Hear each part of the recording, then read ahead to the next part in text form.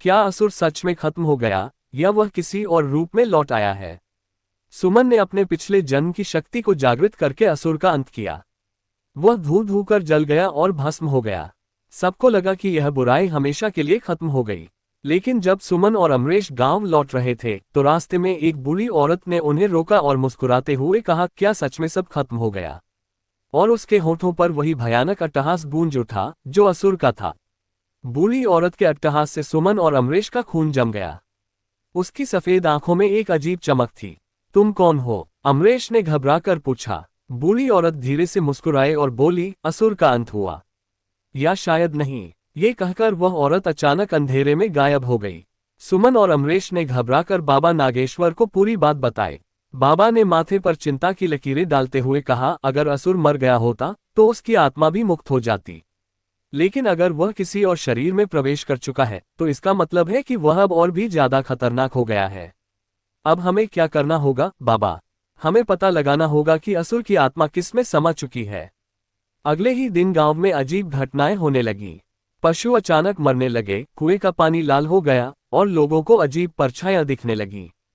फिर एक रात जब सुमन अपने आंगन में खड़ी थी, उसे किसी के रोने की आवाज सुनाई दी।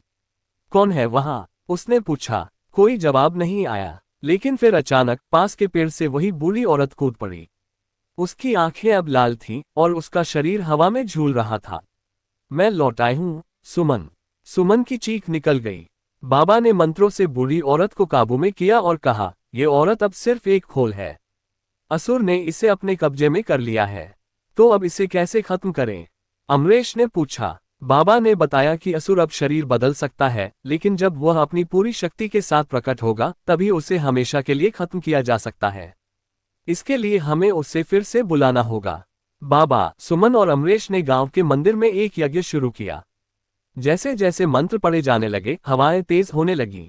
अचानक बूढ़ी औरत हवा में ऊपर उठ गई और जोर से चिल्लाने लगी। उसकी आवाज अब भारी और गहरी हो चुकी थी, तुम लोग मुझे दोबारा नहीं मार सकते। लेकिन जैसे ही सुमन ने अपने मंगलसूत्र को पकड़कर मंत्र पढ़ा, पूरी हवेली की जमीन हिलने लगी। नहीं, ये शक्ति नहीं। असुर पूरी ताकत से विरोध कर रहा था, लेकिन इस बार सुमन ने अपने डर को काबू में रखा। उसने अपनी पूरी आत्मा से प्रार्थना की और अचानक एक तेज रोशनी फैल गई। असुर की आत्मा चिल्लाते हुए शरीर से बाहर निकली और आग की लपटों में जलने लगी। नहीं, यह मेरा अंत नहीं हो सकता। लेकिन इस बार वह सच में जलकर राख हो गया। गांव में सब कुछ फिर से सामान्य लगने लगा। सुमन और अमरेश ने चैन की सांस ली। लेकिन जब वे घर लौट रहे थे तो सुमन को फिर से वही अजीब एहसास हुआ। उसने धीरे से अमरेश से पूछा, तुमने सुना क्या? कोई फुसफुसा रहा था, कह रहा था मैं लौटूंगा। अमरेश ने सुमन को देखा और दोनों के रोंगटे खड़े हो गए।